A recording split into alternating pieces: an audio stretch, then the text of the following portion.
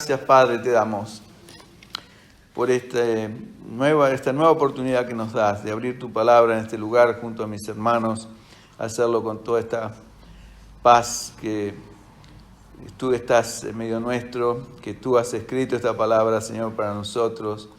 Y, Señor, la recibimos como es palabra de Dios. Te ruego que me des tu gracia, tu Espíritu Santo, llenándome y dándome claridad en mi mente, en mi corazón, por esto que voy a compartir con mis hermanos, y que sea para consuelo, para edificación y exhortación de aquellos que son tu pueblo, Señor, tu iglesia, aquellos que tú has llamado distintos pueblos, tierras y nación, con el propósito de que conozcamos las grandes noticias hermosas que tú tienes para nosotros. Amén. Gracias, Padre, porque podemos confiar plenamente en ti. Tú eres un Padre de amor y misericordia. Nos ponemos en tus manos de gracia y absoluto poder.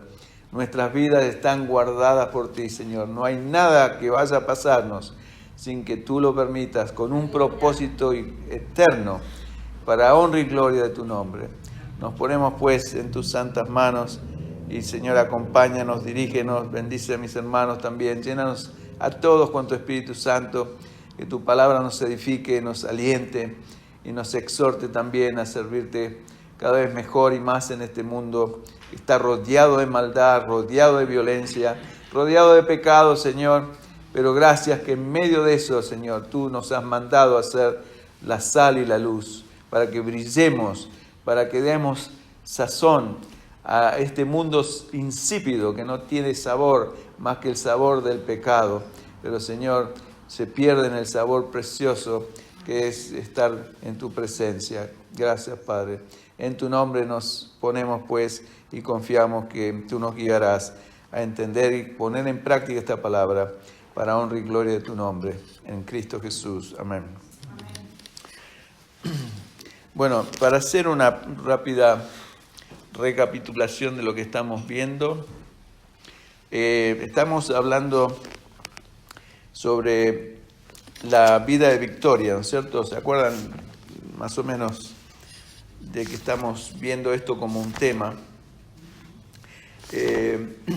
Vimos los fundamentos de una vida de victoria y el fundamento básico es que Dios quiere que nosotros seamos victoriosos en este mundo, que no estemos ni asustados, como acabamos de decir en el ejemplo del barco con los discípulos que temían perecer, cuando el Señor mismo estaba con ellos. Lo mismo nos pasa a nosotros. Nosotros tenemos miedo, tenemos que nos falte esto, que nos falte aquello, mismo la fe, o tantas cosas. Cuando el Señor mismo está con nosotros, nosotros a veces nos olvidamos de eso, como esos discípulos que iban caminando en el camino a Emaús, y el Señor estaba al lado de ellos, y les hablaba, y se encendía sus corazones de escuchar lo que el Señor les compartía, toda la palabra del Génesis hasta Malaquías, y que toda la Escritura hablaban de Él. Y no lo reconocieron hasta que el Señor partió el pan, ahí se dieron cuenta que era Él. Recién ahí, y así nos pasa a nosotros. Cuando el Señor nos saca en un instante, ¿no es cierto?, de nuestras dudas o de nuestra incertidumbre o nuestros temores, y nos muestra con su fidelidad de que Él está ahí con nosotros. Decimos, ¿cómo puede ser que yo haya perdido esta bendición de entender que Dios está conmigo, que no tengo por qué temer? Y así somos los seres humanos, todos, sin excepción, incluyéndome a mí mismo.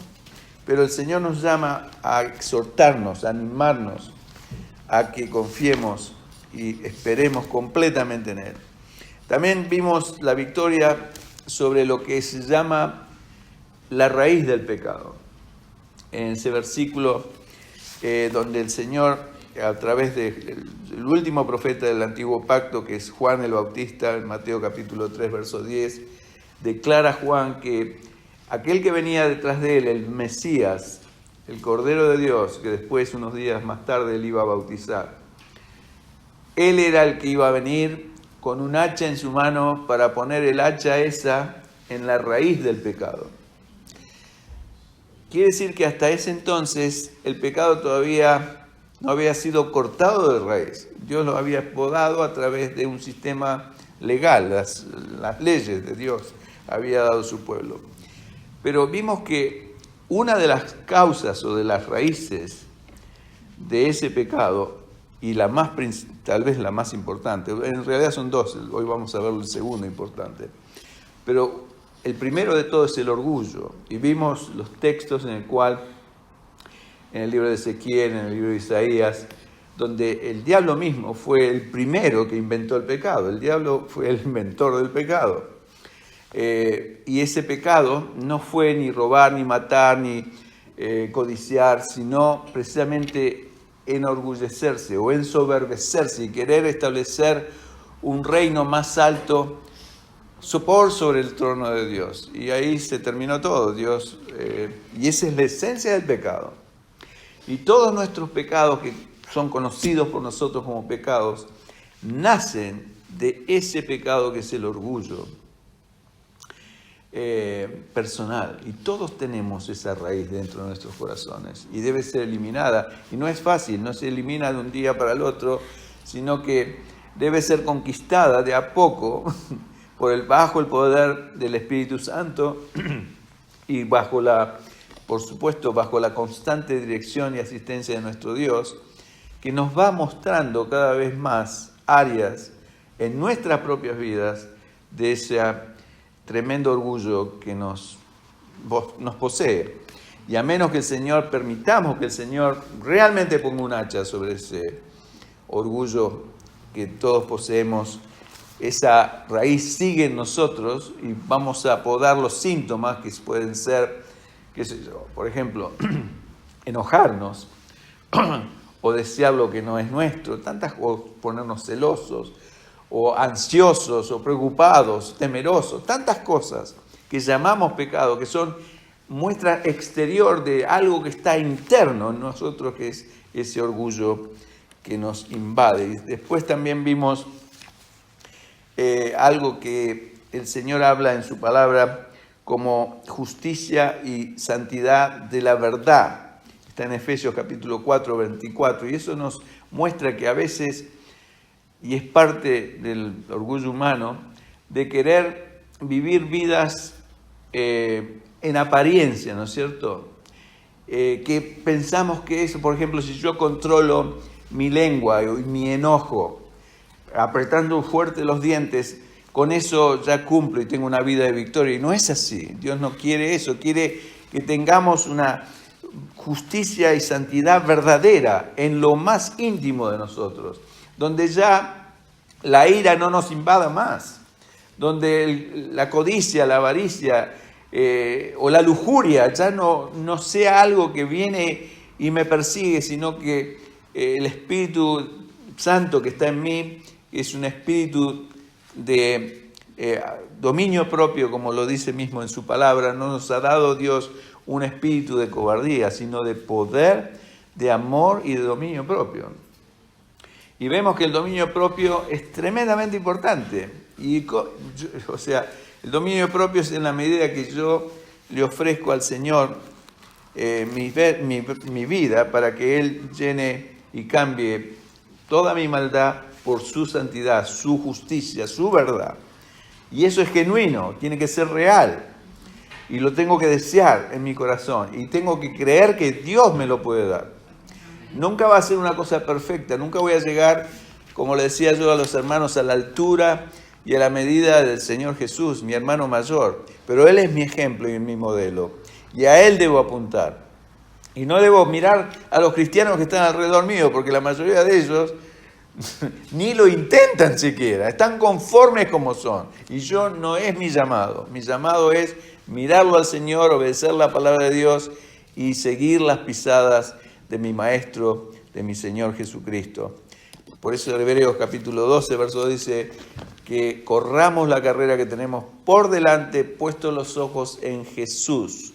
Él es el autor y el consumador de mi fe. Y hoy vamos a ver la otra gran raíz del pecado, que es el egoísmo o nuestra autosuficiencia, que es exactamente lo mismo. Creerme de que yo puedo hacer las cosas solo por mí mismo.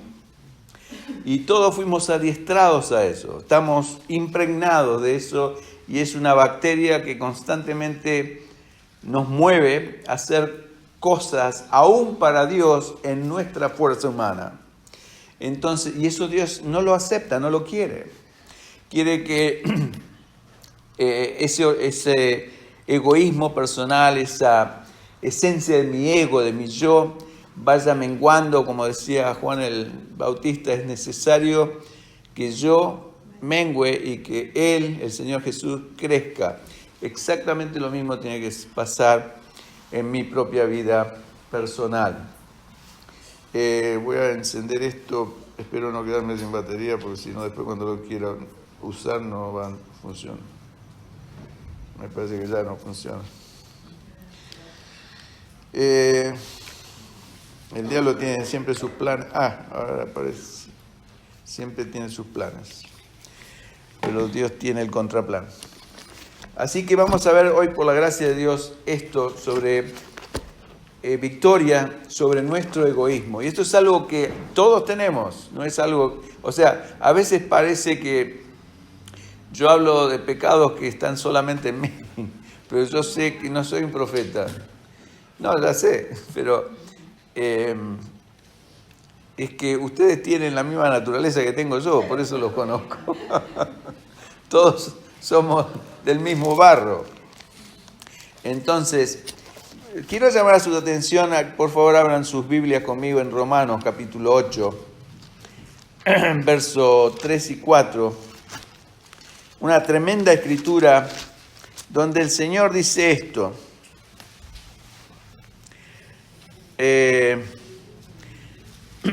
Capítulo 8 del libro de Romanos. Dice, sí, el verso 3, todo el capítulo 8 es, para mí, el capítulo 8 es una bendición tremenda, léalo con frecuencia, porque el capítulo 8 de Romanos es la clave para vivir una vida en el Espíritu, realmente una vida llena del Espíritu del Señor. Pero en el verso 3 dice, porque lo que era imposible para la ley, por cuanto era débil por la carne, Dios, enviando a su Hijo en semejanza de carne de pecado, y a causa del pecado, condenó al pecado en la carne. ¿Para qué? Para que la justicia de la ley se cumpliese en nosotros, que no andamos conforme a la carne, sino conforme al Espíritu. Y todo este capítulo habla de esto, del vivir en la carne, que es nuestra forma natural de vivir, con la cual vinimos al mundo, nuestra naturaleza, nuestra carne, que es precisamente nuestro yo, nuestro egoísmo, nuestra persona. Algo que lo cuidamos tremendamente. Vimos un poco que el orgullo es esencia de esa carne también, y el egoísmo también. Es otra parte las dos partes están prácticamente actuando siempre en conjunto y nos llevan constantemente a, por así decir, malograr nuestra relación con el Señor, porque Dios odia las dos cosas, ¿no? Odia nuestro egoísmo y odia nuestro orgullo. Dios resiste al soberbio, pero da gracia al humilde, o al que se somete a Dios. O sea que lo que era imposible para la ley, esto quiero que ustedes piensen. Lo que quiere decir, parafraseando este texto, es que lo que Dios hizo, lo que la ley no pudo hacer. ¿Entienden? Nuevamente digo, porque lo que era imposible para la ley, por cuanto era débil por la carne nuestra, Dios lo hizo en su Hijo, Jesucristo. Eso en esencia es lo que dice este pasaje. O sea, lo importante es saber si lo hizo conmigo y contigo. Que Dios pudo haber hecho, y eso es precisamente erradicar la raíz del pecado. No consente, porque la ley lo único que hacía, ¿se acuerda? Y yo hice un ejemplo de que la ley era como una tijera que podaba cuando salía el pecado, el brote del pecado, una rama del árbol o la planta de mi vida, la ley la cortaba, ¿no es cierto? Generalmente era cuando era evidente. La ley no podía evitar que el pecado siguiera saliendo. Pero el Señor viene con un hacha para destruir la raíz del pecado, para que no salgan más esas hojas. Entonces, por eso lo vemos claramente en un árbol, que dijimos, ya lo hablamos en otras veces, pero nuevamente uso el ejemplo porque es bien ilustrativo. Si yo corto un árbol, digamos, no de raíz, sino el tronco, el árbol sigue brotando. Y es exactamente un síntoma en mi vida. Si yo no ataco estos dos raíces en mi propia vida, de mi orgullo y mi autosuficiencia o mi egoísmo personal, siempre los pecados van a florecer, van a seguir creciendo, brotando en mi vida. Y el Señor, por eso hablamos hace más o menos un mes atrás, de justicia y santidad de verdad. O sea, Dios no quiere que ponernos un parche para, digamos, que no se vean esos pecados. No se trata de eso. No es mostrarnos como que somos buenos, cuando en realidad no lo somos. No, Dios quiere cambiarnos. Y Dios nos da el poder para hacerlo. Por eso es que nos equipa con su Espíritu Santo y su palabra. Y el propósito del Señor es, así como la semblanza en el viejo pacto era la diferencia, por ejemplo, cuando Israel cruzó el Mar Rojo, eso es un símbolo de que Dios, por ejemplo, como dice en Romanos capítulo 6, que mi viejo hombre fue crucificado con Cristo. Mi viejo hombre se terminó, no es más problema. Cuando Cristo fue crucificado, todos mis pecados antiguos fueron crucificados con Él, y yo ya, por así decirlo, no tengo más culpa de mi vieja vida, porque el Señor pagó por todos esos pecados en la cruz del Calvario. Eso es tremendamente importante. Pero el problema es cómo voy a vivir yo de ahora en más, en un mundo lleno de distracciones, atracciones y constante bombardeo de cosas que me llaman a hacer lo contrario a la voluntad de Dios, y cualquier cosa que es contraria a la voluntad de Dios es pecado. Entonces, cuando mi voluntad prima sobre la voluntad de Dios en mi vida, estoy pecando. Es así de simple. Entonces, la vida de victoria es las dos cosas. La cruz de Cristo, que me resuelve mi problema, digamos, antes de venir al Señor. Y ahora, la vida en el Espíritu y la cruz que yo tengo que tomar cada día. Las dos cosas es lo que el Señor me da a mí, me equipa para que yo pueda vivir una vida de victoria ahora sobre esta tierra, donde el diablo no pueda ya acusarme como me acusaba antes, porque cada vez más voy conquistando terreno, así como Josué iba conquistando territorio enemigo para ganarlo para la tierra de Israel. Así el Espíritu Santo y la palabra de Dios y mi rendimiento a Él va conquistando esos gigantes en mí, que son esos dos gigantes, son el orgullo y el egoísmo personal, con todas sus pequeños hijitos que tienen muchos, y sobrinos, ¿no es cierto? Sí, y parientes.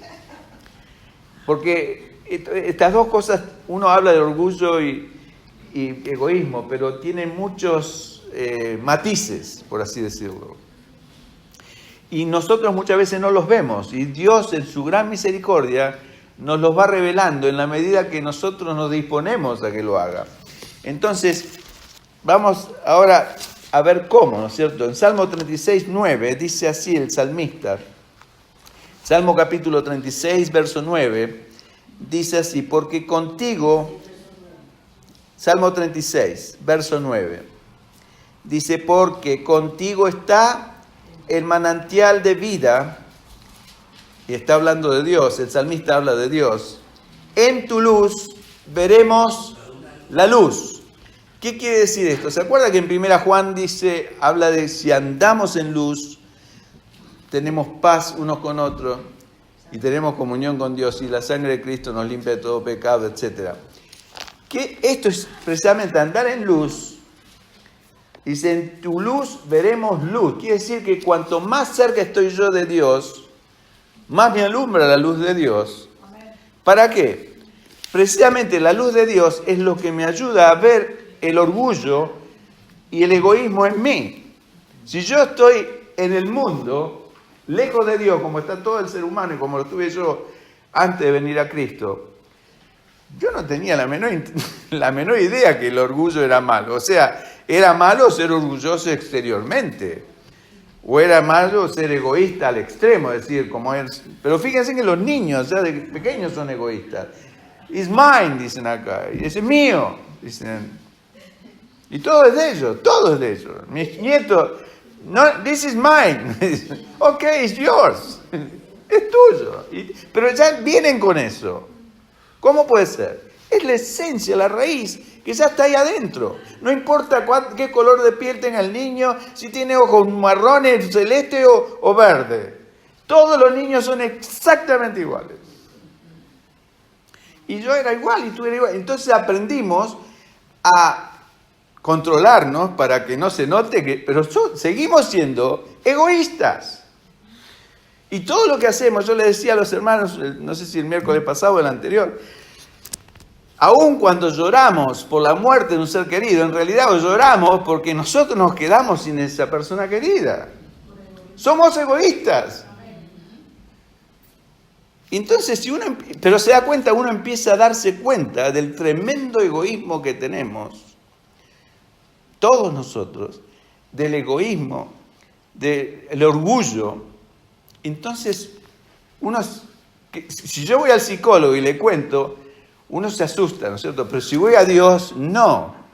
Porque Dios no solamente es la luz de Dios que me muestra el pecado, pero también me muestra el tremendo poder que tiene Dios para ayudarme a salir de esa situación. Y esa es la bendición. Por eso si ven en Romanos capítulo 7, verso 24, si tienen abierto el libro romano, lo vemos ahora. Dice, Pablo llega a la conclusión al final del capítulo 7, donde dice, miserable de mí, ¿quién me librará de este cuerpo de muerte? ¿Quién? Porque Pablo se empieza a dar cuenta, bueno, no es que se dé cuenta en ese momento, pero Pablo, con toda la gracia y la sabiduría de Dios, escribe esto y uno se siente, yo me sentía, cuando yo vine al Señor, cuando ya tenía 25 años de edad, después de haber andado en el mundo desde los 15 hasta los 25 años, y leí este texto, yo digo, esto es para mí. ¿Quién me puede librar? Y me di cuenta y volví al Señor desesperado, hermanos, desesperado, porque me daba cuenta que yo quería vivir una vida recta, me daba cuenta que el pecado me estaba absorbiendo y me estaba arrastrando y me estaba literalmente consumiendo. Yo no podía salir por mí mismo. Y yo me sentí identificado con lo que dice Pablo acá. Miserable de mí, ¿quién me librará de este cuerpo de muerte? Pero fíjese que el próximo verso me da la respuesta. Gracias a Dios por Jesucristo. Gracias a Dios, nuestro Señor. Así que yo mismo con la mente sirvo a la ley de Dios, mas con la carne, esto, mi ego, mi orgullo, mi egoísmo, a la ley del pecado. Entonces, cuando entendemos eso es porque Dios nos está mostrando su luz, nuestro pecado, pero inmediatamente nos da la solución, ¿se dan cuenta? No es que no tengo que ir muy lejos. Y más adelante, en todo el capítulo 8, Pablo hace una exposición magistral de lo que hace el poder del Espíritu Santo en la vida de un cristiano rendido y entregado. Cómo es aquel que piensa en las cosas de la carne y cómo es aquel que piensa en las cosas del Espíritu. La tremenda diferencia. Entonces nos manda y nos da por así decirlo, el puntapié inicial para que busquemos una vida bajo el poder del Espíritu Santo. Entonces, esto creo que ya lo hablamos una vez, pero nuevamente les hago esta pregunta. ¿Por qué Cristo murió? ¿Por qué Cristo? ¿Cuál es el Evangelio de Dios? El Evangelio de Dios, yo creo que todos lo sabemos, es que Cristo murió por mis pecados.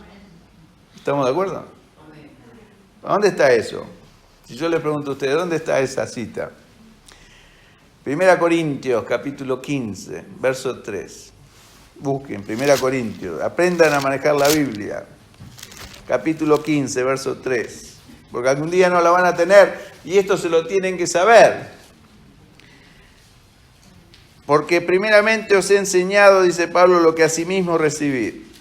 Que Cristo murió por nuestros pecados, conforme a las Escrituras.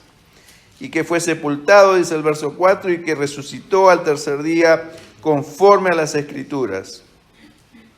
Entonces, este es el evangelio más conocido. Este es lo que llamamos, normalmente usted le pregunta a cualquier cristiano, en cualquier iglesia, de cualquier parte del mundo, y le va a decir, y le va a preguntar a usted, ¿por qué Cristo murió? Bueno, Cristo murió por mis pecados, lo cual es cierto. 100%, pero es solo una cara de la moneda. Falta la otra cara. Si una moneda tiene una sola cara, es una moneda falsa, ¿no es cierto? ¿Estamos de acuerdo? ¿Cuál es la otra cara del Evangelio de Dios? Porque para mí esto sí es buena noticia. Ya le digo, el Señor a través de su muerte y resurrección solucionó mi tremendo problema de que mi vida estaba llena de pecado. Cuando vengo al Señor, acepto su sacrificio en la cruz en favor mío. Dice Romanos capítulo 6, después léalo en su casa, creo que es verso 6, que mi viejo hombre fue crucificado junto con Cristo. Dios mora fuera de la dimensión de tiempo y Él me ve a mí como yo en ese momento, del momento que vengo a los pies de Cristo, como que mi viejo hombre ha muerto en la cruz con el Señor.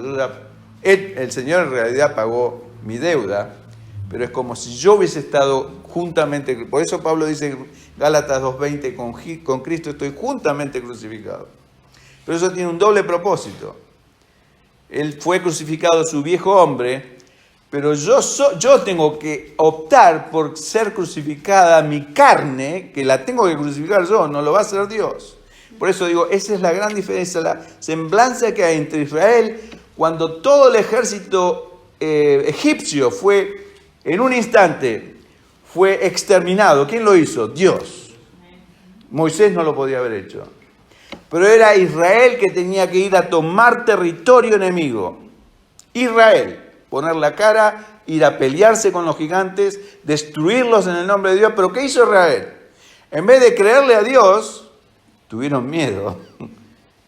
Y cuando mandó a los 12 espías, 10 vinieron con un reporte diciendo, no, son muy grandes, muy altos para nosotros, muy fuertes, son gigantes, no los podemos vencer. Nombremos un líder y volvámonos a Egipto, dijeron. Pero Josué y Caleb dijeron, no, si el Señor se agradara, nos dará la tierra. Y esa es la vida de victoria que quiere Dios. Y hoy le decía a los hermanos, hace 32, 35 años atrás, en Argentina, yo y 10 hermanos más, oramos y clamábamos al Señor de que no quedáramos tendidos en el desierto. Señor, no queremos quedar tendidos en el desierto como Israel por su incredulidad. Toda una generación quedó tendida en el desierto. Y dice el libro de Hebreos bien claro, quedaron tendidos sus cuerpos porque no le creyeron a Dios. Yo no quiero ser uno de esos, quiero creerle a mi Señor. Y si Dios me quiere dar victoria sobre el pecado, yo la quiero tomar. No va a ser fácil, va a ser una lucha constante y tenaz, pero en el nombre del Señor, ¿se acuerdan que el Señor dice, ustedes vayan, yo voy a pelear por ustedes? Es exactamente lo mismo acá. Es una semblanza, una analogía. Entonces, Dios sepultó al ejército de Israel, el egipcio, en un instante, como sepultó a todos mis pecados viejos en un instante. El problema es de ahora en más adelante, hasta mi encuentro cara a cara con el Señor. ¿Cómo voy a vivir yo? ¿Derrotado por el diablo o voy a vivir bajo el poder del Espíritu Santo en victoria cada día con mi Señor? Esa es la diferencia. Lamentablemente, esto es algo que la mayoría de los llamados cristianos no tienen la menor idea. Y viven vidas de fracaso, de mediocridad y de derrota. pero no tiene que ser así con nosotros. La otra parte del Evangelio está en 2 Corintios, capítulo 5, verso 15. Creo que esto ya lo habíamos visto, pero es bueno volver a repasarlo. Y esta es la otra cara de la moneda del Evangelio de Dios. Y el Evangelio es la buena noticia. Y la buena noticia es que no tenemos que vivir en derrota. Dice así, voy a empezar a leer del verso 14, porque dice que el amor de Cristo, nos constriñe. ¿Se acuerdan que lo que era constreñir nos mueve, nos empuja? Pensando esto, que si uno murió por todos, luego todos murieron. Yo he muerto. Y por todos murió, dice el verso 15, para que los que viven, ¿quiénes son los que viven? Yo y tú. Todos nosotros, los que estamos vivos. Ya no vivan para sí, sino para aquel que murió y resucitó por ellos. Cristo murió y resucitó por mí. No solo que murió, sino que resucitó por mí y por ti. Quiere decir que de ahora en más entiendo, y si nunca lo entendió, entiéndolo esta noche, que Cristo murió por mis pecados, como leímos en 1 Corintios 15:3, pero Cristo murió también y resucitó para que yo, Daniel Laspina, ya no viva más una vida de egoísmo para mí mismo, sino que viva el resto de mi vida para aquel que me amó y se entregó y murió y resucitó por mí. ¿Lo entienden? Amén. Tengo que dejar y decidirme absolutamente de no vivir ni un instante más de esta vida que me resta, sean los años que quedan, para mi egoísmo, para mi orgullo. No quiero saber nada, absolutamente. Renuncio. Quiero vivir para mi Señor. Quiero vivir para complacerlo a Él. Quiero vivir para servirlo a Él. Y no es un eslogan publicitario, es el deseo íntimo de mi corazón. Y espero que sea el deseo íntimo de cada uno de ustedes que van a escuchar y están escuchando este mensaje. Ya no vivimos más para nosotros, sino que vivimos para aquel que murió por nosotros y resucitó. Y esa vida de resurrección que Él experimentó va a ser mía si yo creo esta realidad. Así que encontramos la solución para ambos problemas. Primero, mi vieja vida con mis viejos pecados quedó saldada. Dios no se acuerda más, dice el libro de Hebreos, de todos mis pecados. No me acordaré más. Y es una decisión que Él tomó. No es que Dios tenga mala memoria. Él decide no acordarse más de mis pecados. Y segundo, de ahora en más, ya no debo vivir más para mi egoísmo personal, porque he muerto con Cristo, sino que he decidido vivir el resto de mi vida para aquel que murió y resucitó por mí. Y esto es permitirle al Señor literalmente que ponga su hacha en mi orgullo, en mi egoísmo, en la raíz de mi pecado. Es como decir, voy al médico, me diagnostica con un cáncer o con algo grave y estoy pensando si dejarme que me operen o no. El médico me puede decir, mire, si no le opero y le extraigo ese órgano o ese tumor, usted tiene poca vida. Pero para eso tiene que firmar acá, tiene que aceptar. Con gusto, cualquiera de nosotros lo aceptaría, ¿no es cierto? En nuestra vida. Y esto es nuestra vida, hermanos. Y Dios no lo va a hacer a menos que yo lo autorice a hacer. Lo desee. Que Él ponga su hacha en mi orgullo. Que Él ponga su hacha en mi egoísmo. Y que la erradique. No, va a doler, indudablemente. A mí me duele. Y a ustedes también. Es doloroso ver que Dios nos empieza a mostrar en su luz, cuando andamos en su luz y realmente deseamos esto, que Dios nos empieza a mostrar áreas en nuestra vida que jamás imaginamos, donde nos revela que somos egoístas, aún en pequeños detalles. en la forma que oramos, en lo que pedimos al Señor, de cómo le pedimos, y tantas cosas.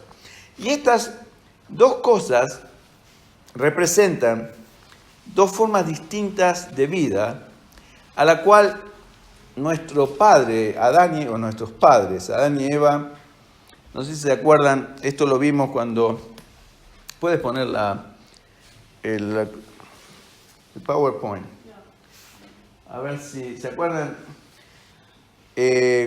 cuando Dios crea a Adán y Eva y los pone en el huerto del Edén, y hay dos árboles ahí, uno es el árbol de la vida, al cual el Adán y Eva podían acceder, y el otro era el árbol que el Señor le había dicho que era el árbol de la ciencia, del conocimiento del bien y del mal, el cual Dios le había dicho, no comerás de él, porque el día que comieres, ciertamente morirás. ¿Y qué pasó? Sabemos la historia, ¿no es cierto? Pero estos dos árboles representan dos formas de vida que Adán podía haber elegido. En ese momento el árbol de la vida, que ahora por supuesto está vedado, a ver si anda esto, parece que no.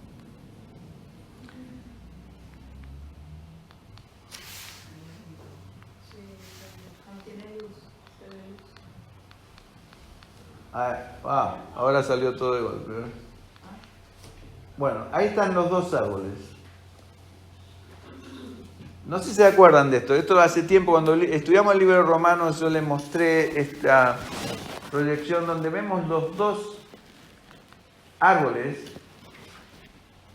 que Adán y Eva tenían libertad para acceder a cualquiera de los dos. Podía acceder al árbol de la vida, que es bajo la gracia de Dios en Cristo Jesús, con todo el fruto, ¿no es cierto?, que representa el fruto del Espíritu, o el árbol del conocimiento, de la ciencia del bien y del mal, que el Señor le había dicho no coman.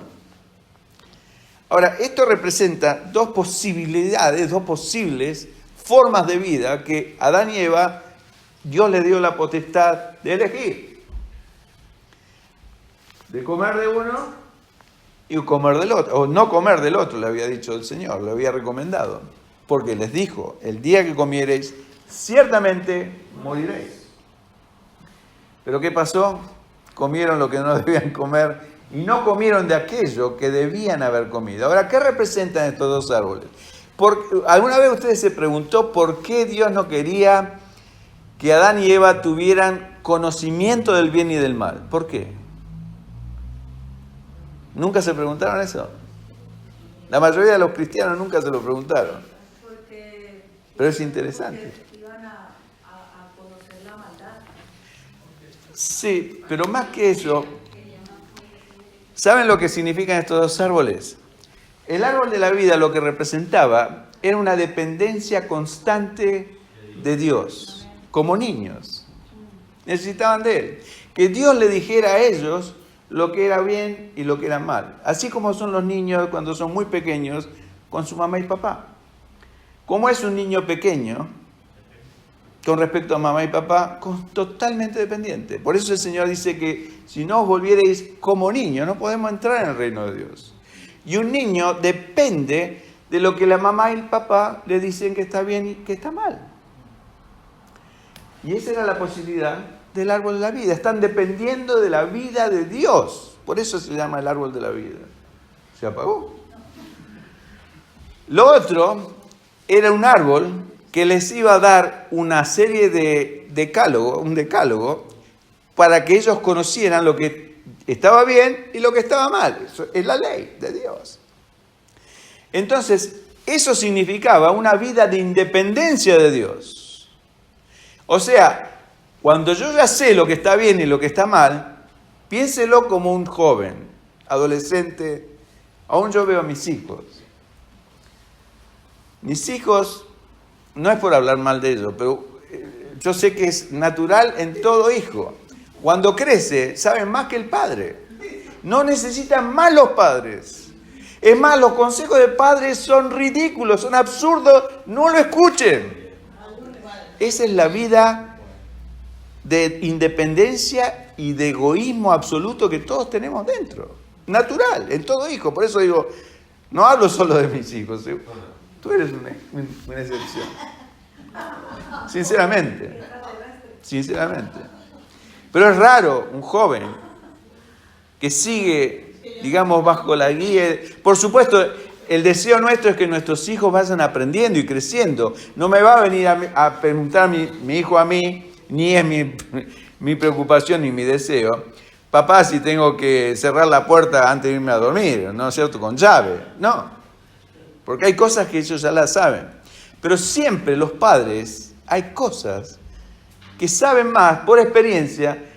Por ejemplo, yo le voy a enseñar a mi hijo cómo se debe morir, porque cronológicamente me voy a yo morir antes que él. Y él va a aprender, viéndome a mí, cómo se debe morir una persona.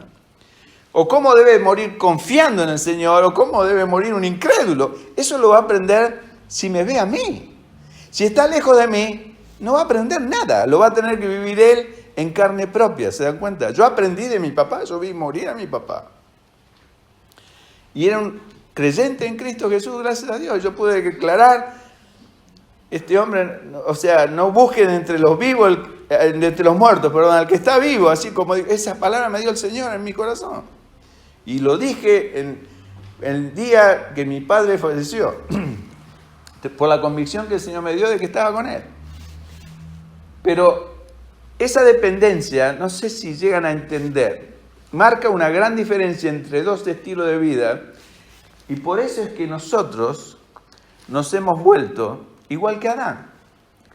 Nosotros ahora como cristianos tenemos libertad para ingresar al árbol de la vida, pero con una condición, una gran condición, no sé si se acuerdan.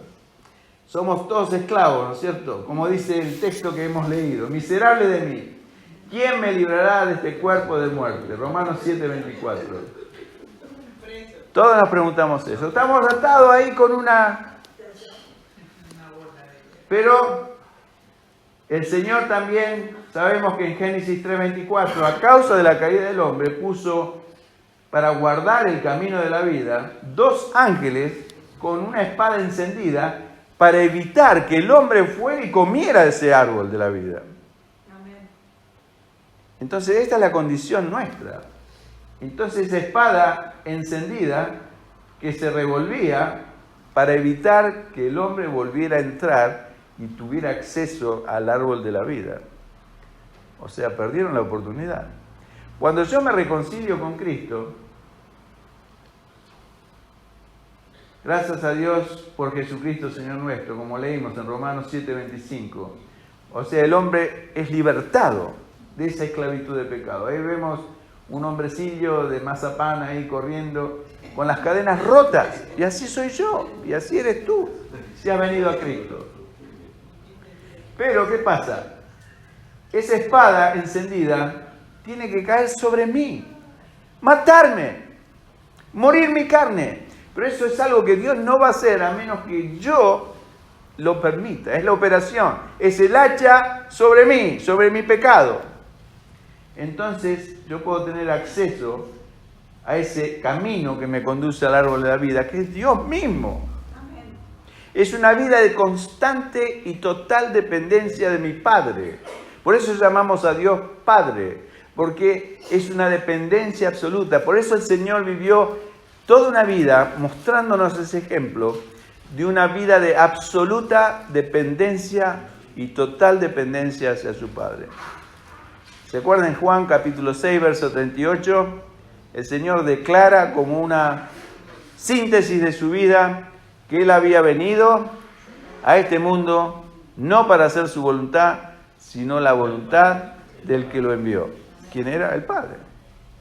Esa es una síntesis de la vida de Cristo. Pero no tiene que prender en mí. Tiene que ser algo que, y la única forma que prenda es si yo muero a mi carne. Por eso es que la espada encendida nos tiene que caer y matarnos. Para que ese camino al árbol de la vida tenga acceso y yo pueda tener una verdadera y total relación con mi Dios y recibir de Él constantemente indicaciones de cómo vivir mi vida el resto de mi vida en esta tierra. Entonces, los dos árboles hablan de dos formas de vida completamente distintas, de dos formas de vivir. Ahora, nosotros, los cristianos, tenemos el choice o la prerrogativa o la elección de qué árbol podemos elegir. El que no es cristiano no tiene ninguna elección. Está encadenado al pie del árbol. Y si eres un hombre y una mujer religiosa, igual estás encadenado a las leyes. Y dice bien claro en el libro de Gálatas que la única forma de no estar bajo la ley es estar bajo la gracia de Dios. Y la promesa en Romanos capítulo 6, verso 14, yo le digo, me parece que la puse, sí. Son cosas que agregué. Ahí está. El pecado no se enseñoreará de vosotros, pues no estáis bajo la ley, sino bajo la gracia. Quiere decir que el pecado no me va a dominar más. Eso es una promesa de Dios si yo estoy bajo la gracia de Dios, bajo el poder de Dios, bajo la guía del Espíritu de Dios, entregado a Él, al ser no mi voluntad, sino la voluntad de Dios. Y para eso tiene que estar la espada cada día. No es una decisión que yo hago una vez en mi vida y se terminó, no. Cada vez que me levanto tengo que hacer esa decisión. Señor, hoy, este día, no lo quiero vivir para mi egoísmo, para mí, para mis placeres, para complacerme a mí. Quiero vivir, estoy en este mundo, soy consciente que es para servirte a ti. Tú me llamaste a servirte a ti. Me ofrezco, por eso dice Romanos 12, ofreced vuestros cuerpos en sacrificio vivo y santo, agradable a Dios. Ahora, fíjense en una cosa. Lamentablemente la mayoría de los cristianos, cuando oramos, ¿cómo oramos? Señor, enséñame, muéstrame, ayúdame, sáname. Todo el me, con terminación ME. Eso es egoísmo puro. Me, o para mí. Ahora, vamos al Padre Nuestro y con esto termino. El Padre Nuestro, si lo leen, y todos lo sabemos de memoria, fíjense que no hay ninguna relación de mí o para mí. Primero el Señor, lo primero que dice, Padre nuestro que estás en los cielos, glorificado sea mi nombre. ¿El nombre de quién? De Dios. Pero ¿de quién estamos preocupados nosotros en esta tierra? De nuestro nombre. Que nadie hable mal de nosotros. De eso estamos preocupados. Cuando pedimos para nosotros. Cuando en el Padre Nuestro no hay ninguna expresión personal. Cuando habla, lo primero que hace es hablar de Dios, centrarse en Dios. Es una oración centrada 100% en Dios. Santificado sea tu nombre. Venga tu reino. ¿No es cierto? ¿Qué más? ¿Cómo sigue? ¿Cómo? Hágase tu voluntad. Fíjense que hasta ahora el dedo nunca me lo puse en mí. Cuando empieza a pedir, no dice dame, danos. No es solo para mí, es para mis hermanos también. Porque el Señor nos ve como un cuerpo, una iglesia. Entonces un cristiano genuino nunca va a pedir para él personalmente, sino para sus hermanos también. Y perdónanos, no solamente a mí, perdona a mis hermanos. ¿Y qué más? Así como nosotros perdonamos a los que nos ofenden. Se da cuenta que no hay ninguna expresión personal de mí, de me o de para mí o nada. Yo creo que el Señor nos estaba diciendo algo, ¿no? Ahora, ¿quién se da cuenta de eso? Muy poca gente. Para mí fue una revelación entender estas cosas. Perdón, hermano. Sí. Pero empieza diciendo Padre nuestro, no dice Padre Nuestro, exacto. nuestro, nos incluye a todos. No es Padre mío. Padre nuestro. Ahora, si somos honestos, ¿cuántas veces dijimos, Padre mío?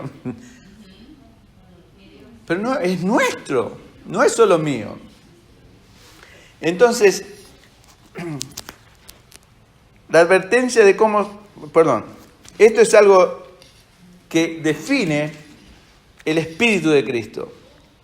Decíamos el miércoles pasado con los hermanos, nosotros miramos muchas veces si alguien habla con una sana doctrina. Y está bien, la doctrina es importante, pero lo más importante que una persona, un siervo de Dios verdadero, tiene que tener el Espíritu de Cristo. Y el Espíritu de Cristo es un espíritu sacrificial, de entrega. Es una entrega en la cruz y nos llama a nosotros a ser exactamente igual. Por eso el Señor dijo, nadie puede venir en pos de mí si primero no se niega a sí mismo, toma su cruz cada día, dice el Evangelio de Lucas, y recién lo sigo a Él. Entonces, eso es fundamental. Quiere decir literalmente esto que estoy tratando de explicar. Es renunciar a mi vida egoísta, de independencia hacia Dios, y decir, Señor, por eso dice el Señor, separado de mí, no pueden hacer nada. Y cada vez eso es más tangible delante de mí. Pero nada, absolutamente, no me puedo ni levantar de la cama, Señor, ayúdame a glorificarte hoy en mi ser, mi cuerpo entero lo dedico a ti, mis pensamientos, mi mente, mi corazón, mi lengua, la consagro a ti, mi ser entero, espíritu, alma y cuerpo. ¿Y usted piensa que si usted hace eso, Dios se va a abusar de usted? No, va a ser la vida más exitosa, de más gozo, de más paz, de más alegría que usted pueda experimentar. Es la vida de victoria bajo el poder del Espíritu Santo. Es la vida que Dios quería desde el principio que Adán y Eva eligieran, y lamentablemente eligieron, como elegimos nosotros, el error. Ahora, otra cosa, y vamos a ir terminando. El libro de Filipenses capítulo 2 dice, haya pues en vosotros el mismo sentir que hubo en Cristo Jesús. Dios nos llama a un sentir igual al del Señor. ¿Cuál fue el sentir del Señor? Despojarse. Despojarse de su deidad, tomar forma de siervo, venir a la tierra y estando en la condición de siervo, se humilló hasta lo sumo, hasta la muerte y murió como un peor de los criminales. Y el Señor lo hizo por amor a mí. Quiere decir que, ¿qué lugar me deja a mí para vivir el resto de mi vida egoístamente? Ninguno. Cuando yo entiendo eso, digo, Señor, tú dejaste todo. Cuando estabas absolutamente en la gloria eterna por venir a buscarme a mí, a este mundo de maldad, egoísmo y violencia y pecado, yo no puedo seguir viviendo complaciendo a mí mismo, buscando relajarme y disfrutar de la vida cuando hay tanta gente que está en absoluta necesidad, porque ese es el Espíritu de Cristo. Cristo, si hubiese sido una persona egoísta, yo hubiese quedado en el cielo disfrutando. Hubiese dicho, bueno, estos son pecadores, ya le va a llegar el día del juicio, que se arregle. No fue el Espíritu del Señor. El Señor quiso venirnos a buscar para que pudiéramos estar con Él disfrutando de lo que Él disfrutó toda la eternidad. ¿Entienden? Estar en un lugar de perfecta paz, de perfecta gloria, de perfecta armonía. Y el Señor quiere compartirlo con nosotros. Ese es el Evangelio. Y que Él quiere que para eso ya no deje de vivir para mí mismo. Ya el resto de mi vida no la viva para mí, sino que viva para aquel que murió y resucitó por mí. Si yo estoy dispuesto a hacerlo, el Señor, esa es la vida de victoria sobre el pecado. Y si yo tengo la misma actitud, la misma actitud que tenía Cristo Jesús, haya en vosotros el sentir, eso es lo que dice el texto, haya pues en vosotros el mismo sentir que hubo en Cristo Jesús. ¿Y sabe lo que me acordaba? De los primeros misioneros. Estaba escuchando hace poco la vida de un misionero inglés en India. Se llama William Carey. Mi hijo menor fue tú lo conoces, la escuela William Carey. Es una escuela evangélica. Mi hijo menor fue a esa escuela. Pero yo no sabía quién era William Carey. Y empecé a averiguar, y resulta que William Carey fue un misionero, uno de los primeros misioneros que hubo al fin del año 1700, casi bordando con el año 1800, pero hace más de 200 años atrás. Este hombre era un zapatero en Londres, en Inglaterra. Era incrédulo hasta que conoció al Señor a través de la predicación del Evangelio. Y el hombre sintió una tremenda carga puesta por Dios para ir a India.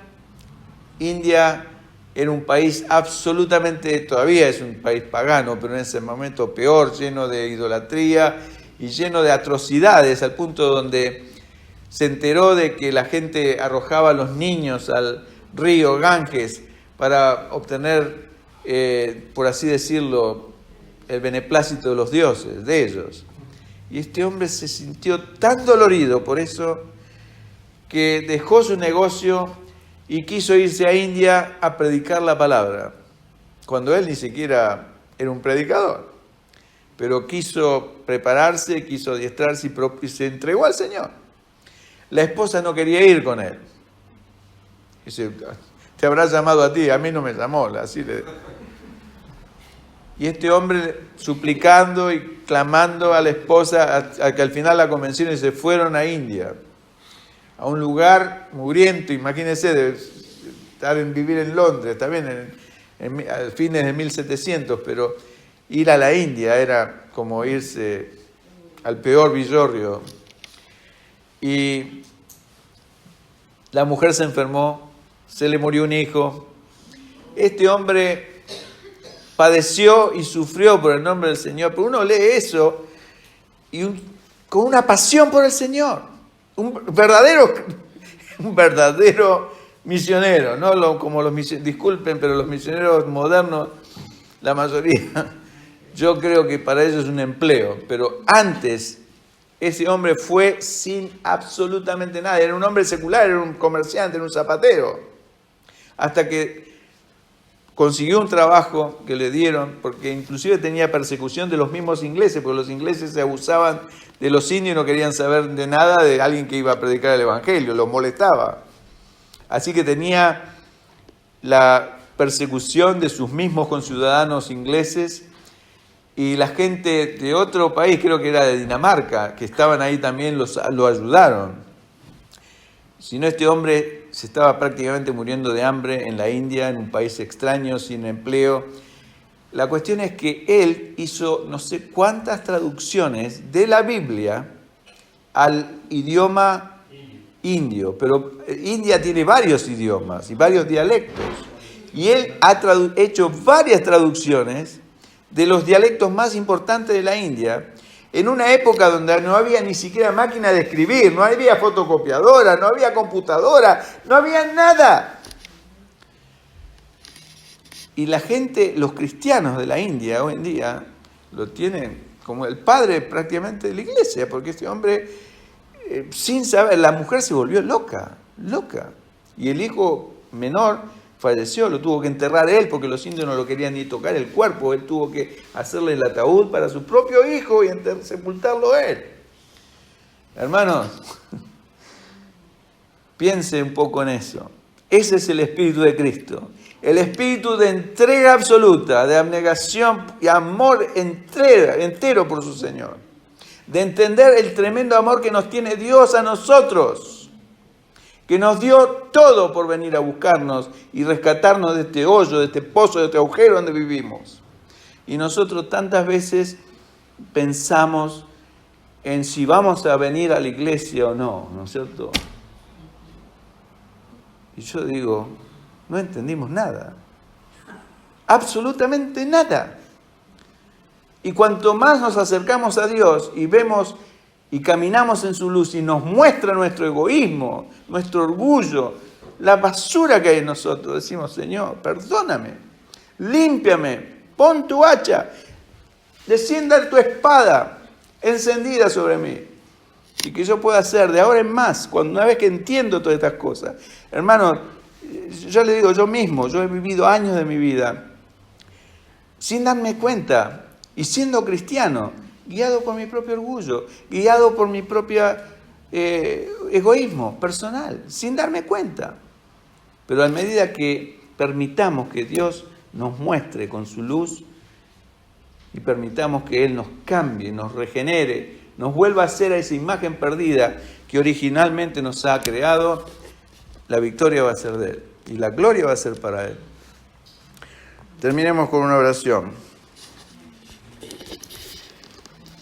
El amor de Dios es sufrido, dice 1 Corintios capítulo 13, y es benigno. Esas son las dos características positivas del amor de Dios, sufrido y benigno. A veces ustedes me dicen con mucho amor y lo aprecio, dice, hermano, no, usted viene de tan lejos. Hermano, no es nada de eso.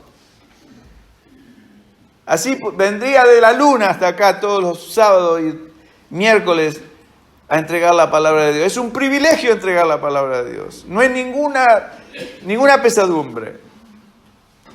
Y hermanos, quiero que ustedes entiendan que para ustedes es un privilegio escuchar la palabra de Dios y ser exhortados y llamados a la reflexión y a la realidad de un Dios tan grande que nos llamó a algo poderoso.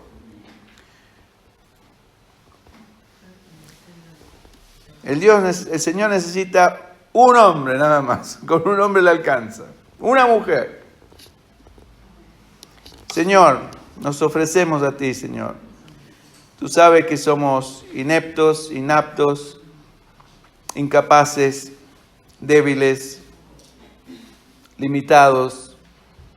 Pero, Señor, no queremos tener nada más que ver con nuestro orgullo, nuestro egoísmo. Arráncalo, Señor, de cuajo, desarráigalo de nosotros, quémalo. Oh, Señor, abre nuestros corazones para vivir vidas en este mundo egoísta que solo busquen complacerte a ti, agradarte a ti, servirte a ti, Señor. Aquel que lo dio todo y dejó todo por amor a nosotros. Oh, Señor, enséñanos a mí y a mis hermanos, no solamente a mí. Enséñanos, en plural, a andar en tus caminos, a obedecer tus mandamientos, a desear realmente como niños la leche espiritual no adulterada. Y Señor, para que haga efecto en nuestras vidas y nuestras vidas cambien a la luz de la verdad. Gracias a Dios por Jesucristo. Gracias a Dios por la salvación tremenda que tenemos en Él. Gracias, Señor, porque has cortado las cadenas que nos tenían atados a todas las cosas, Señor, en este mundo, al orgullo personal, a la soberbia, a las vanidades. Oh, Padre, ayúdanos a servirte de una manera que lleve honra y gloria a tu santo nombre. Y perdónanos, Señor, todo el tiempo que hemos vivido egoístamente, guiados por nuestro orgullo y nuestra soberbia, queriendo competir, aun cuando oramos o no oramos, Señor, porque pensamos que tenemos el conocimiento del bien y del mal, ya nosotros no necesitamos buscar tu consejo, tu guía y dirección. Cuando tú te la pasabas orando, buscando la dirección del Padre y eras Dios mismo hecho carne. Perdónanos, Señor. Perdónanos por ser tan orgullosos de creernos que no sabemos todo y solamente llamarte, buscarte cuando te necesitamos en urgencia, cuando estamos viendo de que el barco se nos hunde y recién ahí llamarte a ti, Señor. Perdónanos. Ayúdanos, Padre, a buscarte constantemente, diligentemente, honestamente y verazmente. Cada día de nuestras vidas, que nos tengas vivos sobre esta tierra para hacer la sal y la luz. Y gracias por todos esos hombres, como este hombre William Carey, que yo no lo conozco, no lo conocía, pero realmente me ha impactado tanto la vida de este siervo obediente tuyo, que dio todo por amor a ti, Señor, entendiendo que tú lo habías hecho antes por amor a Él. Oh, Señor. Gracias te damos de todo corazón. Llámanos a la realidad, despiértanos de nuestro letargo, de nuestra ignorancia. Sácanos, Señor, a la libertad gloriosa de los hijos de luz, donde el diablo no tenga nada de Él en cada uno de nosotros, sino que seamos absolutamente tuyos, entregados completamente para ti. Gracias, Padre. A ti sea la honra y la gloria, en el nombre precioso de Jesús, nuestro amado Señor. Amén.